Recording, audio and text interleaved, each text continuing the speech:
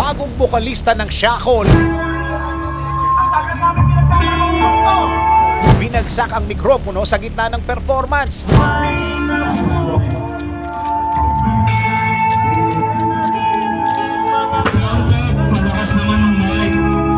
Bakit? Alamin.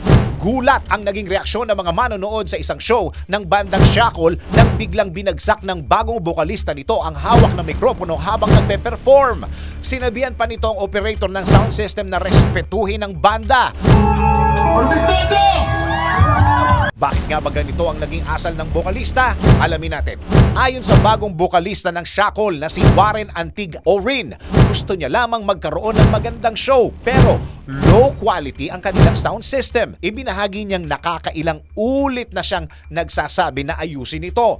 Umabot na lang ang banda sa kanilang ika-6 na kanta. Magulo pa rin ito. Dahil dito, hindi na niya napigilan ang kanyang emosyon at naibato ang mikropono.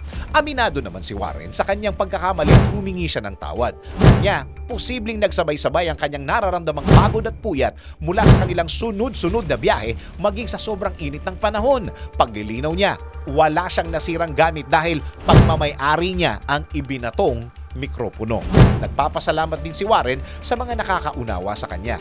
Magkahalo naman ang naging pananaw ng mga netizen sa ipinakitang asal ng bokalista. Ngunit kung ikaw ang tatanungin, ano ang reaksyon mo sa naging asal ng bokalista sa gitna ng kanyang performance? DWIZ Research Report. Report.